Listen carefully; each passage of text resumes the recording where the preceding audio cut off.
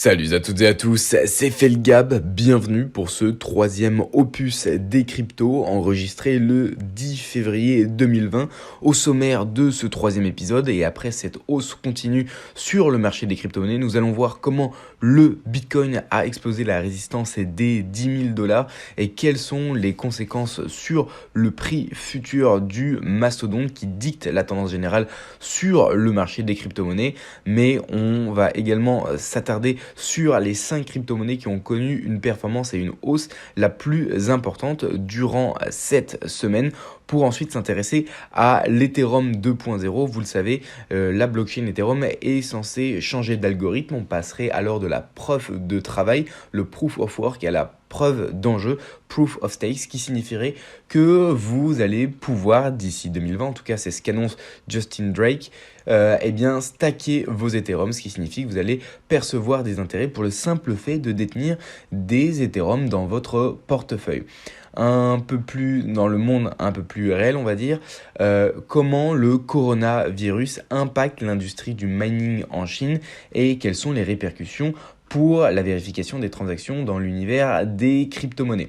Et enfin, info un peu plus insolite, on verra comment il est désormais possible de parier sur la réélection du président des États-Unis actuel, Donald Trump, via une crypto-monnaie et comment parier à la hausse ou à la baisse, à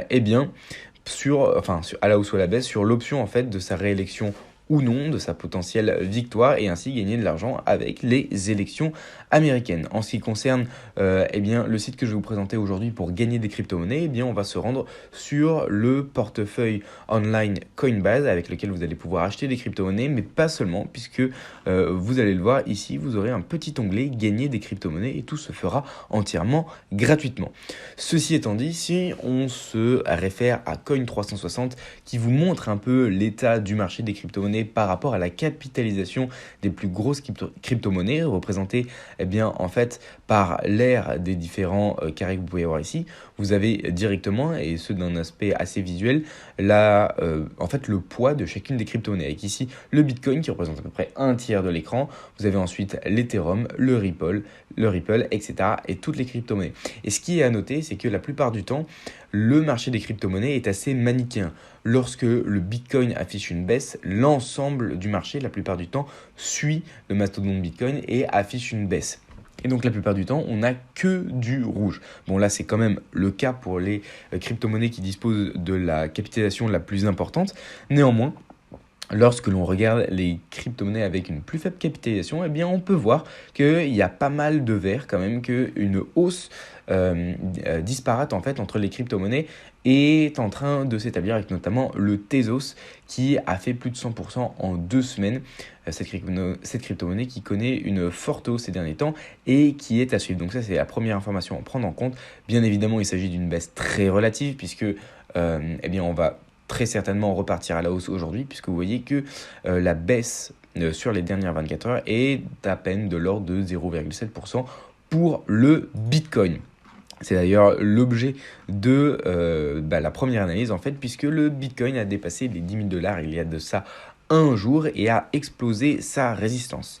Ce n'était pas arrivé depuis 3 mois et demi suite à la news du président chinois. Il avait pris 40% en moins de 24 heures, passant de 7 300 dollars à plus de 10 000. Donc déjà de ce point de vue-là, on a observé une hausse plus saine puisque les 40% n'ont pas été effectués en 24 heures mais bien en une semaine, ce qui marque une tendance plus saine, un dépassement de résistance qui s'est opéré par une hausse des investissements continus et donc ça pourrait laisser prévoir une consolidation au-dessus des 10 000 dollars, donc un peu ce qu'on avait observé avant, un range ici entre deux valeurs seuil avec, comme vous pouvez le voir ici, la surface haute du rectangle et la surface basse, donc le support et la résistance, le support qui est le côté bas et la résistance qui est le côté haut.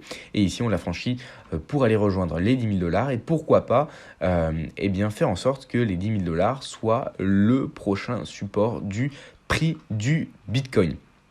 Mais on laisse le Bitcoin pour s'intéresser également aux altcoins, puisque c'est généralement là que l'argent est à prendre. Lorsque le Bitcoin réalise 10%, certaines crypto-monnaies peuvent faire des 200, 300, 400%. En tout cas, c'est ce qui s'est observé en 2007 et pourquoi pas le revivre aujourd'hui en 2020. En tout cas, eh bien, ça serait bénéfique pour tous les investisseurs dans les crypto-monnaies. Et ici, on va parler bien de Tezos, du Binance Coin, du Bitcoin ASV, de l'Ethereum et du Link. Et il faut savoir que ces 5 crypto-monnaies ont connu toute une hausse de plus de 15% en une semaine. Vous vous rendez compte par rapport aux investissements traditionnels, ce que ça représente. Alors certes, ça prouve que la tendance inverse est également observable. Perdre directement 15% une semaine, ça fait peur, mais en gagner 15, c'est également une opportunité. Avec le Tezos qui a pris à peu près 40% en l'espace de 2 jours, le Binance Coin qui est passé de 18$ à 23$, pareil, en à peine une semaine. Le Bitcoin SV, dont on n'a pas vraiment expliqué la hausse, mais qui en a subi quand même une, a également connu une hausse de près de 18 à 20%, l'Ethereum 17%, pour finir avec le Link qui enregistre la hausse la moins importante, mais qui est quand même à souligner, de l'ordre de 15%. On en passe maintenant à l'Ethereum, ou enfin ceux qui s'intéressent un petit peu au développement de la blockchain Ethereum et de l'Ethereum 2.0. Il faut savoir que Vitalik Buterin, le développeur de la blockchain Ethereum, avait annoncé de changer l'algorithme du Proof of Work ou Proof of Stake, et permettant ainsi aux détenteurs d'Ethereum de miner, de stacker des Ethereum et d'en obtenir, et ce de façon totalement passive pour le simple fait d'en détenir. On ne sait toujours pas quel est le montant d'Ethereum qu'il faudra détenir dans son portefeuille pour pouvoir être éligible au Proof of Stake. Néanmoins, lors d'un tweet et d'une conférence sur Reddit, Justin Drake a déclaré qu'il était sûr à 95% que la phase 0 d'Ethereum 2.0 serait lancée cette année. Donc là, comme je vous l'ai dit, ce serait le mécanisme du Proof of Stake ici qui vous permettrait de stacker vos Ethereum. Ça avait été annoncé pour janvier 2020, mais ça a été retardé par des complications. Et donc, il parle actuellement de juillet 2020. Et si la phase 0 ne démarre pas en 2020, est-ce qu'il considère ça comme un échec ? Eh bien évidemment, d'un point de vue de la blockchain, puisqu'il devait le lancer d'ici janvier 2020. Donc ça, c'est vraiment à garder parce que ça peut être vraiment un investissement très très intéressant, investir dans l'Ethereum pour pouvoir le miner. Maintenant, on passe à la news dont tout le monde parle, le coronavirus, et comment cela affecte le marché des crypto-monnaies. Il faut savoir qu'en réalité, plus de 60% de l'ensemble du réseau Bitcoin et des transactions sont effectuées par des machines qui sont installées en Chine. C'est à peu près 66% du marché, comme c'est écrit ici.